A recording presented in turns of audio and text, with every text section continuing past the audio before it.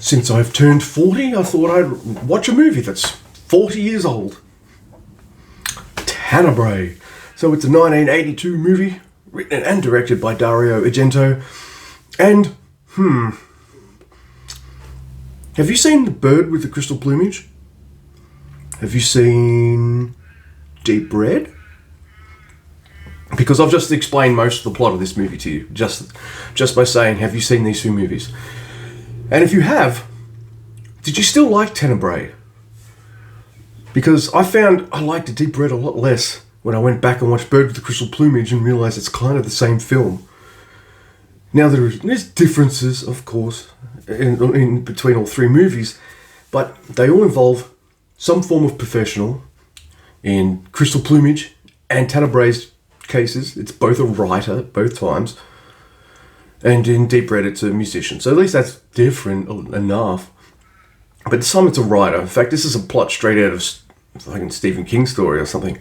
But there's this writer, Peter Neal, and he's in Rome to promote his book, which is fine. Now someone's using that book as some kind of like Bible or whatever, or excuse to go on a killing spree and kill all these women and stuff.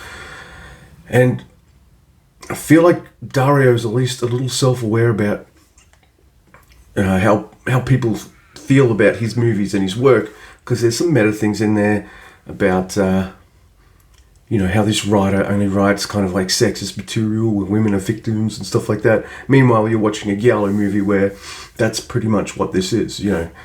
Lots of women being victims, being groped, being told to calm down, all this kind of stuff. By the way, I like giallo movies. There's a charm to them, all that kind of stuff.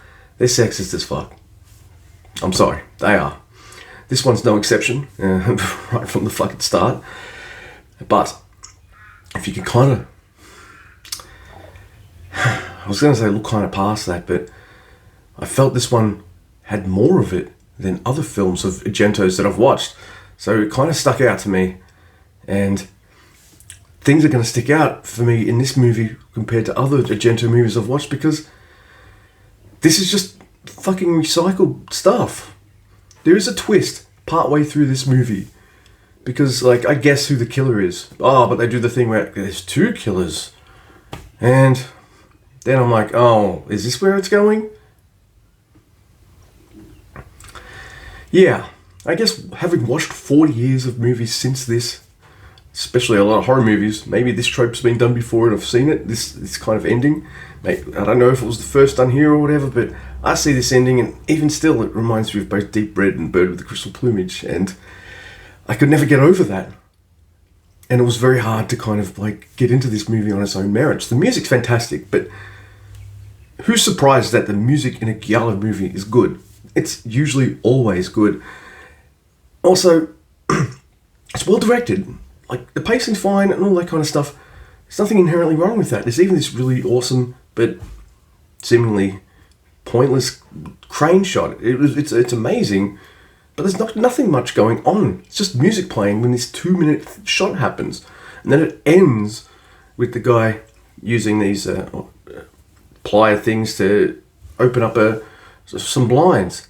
And I'm just like, why couldn't you show this guy climbing over the roof or doing all this kind of stuff? Because Dario likes to show as little of the killer as possible so you don't guess who it is.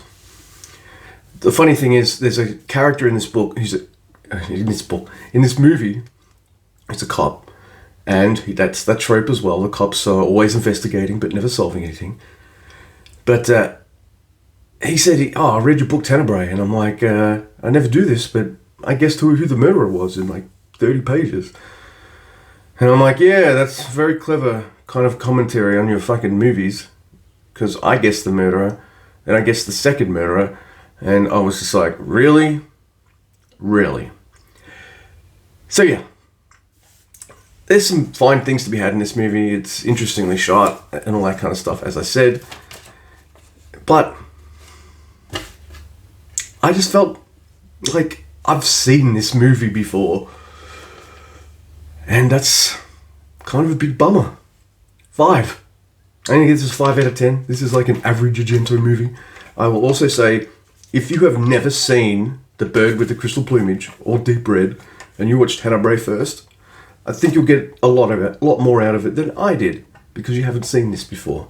But I have, and I didn't like it that much. It's kind of dumb.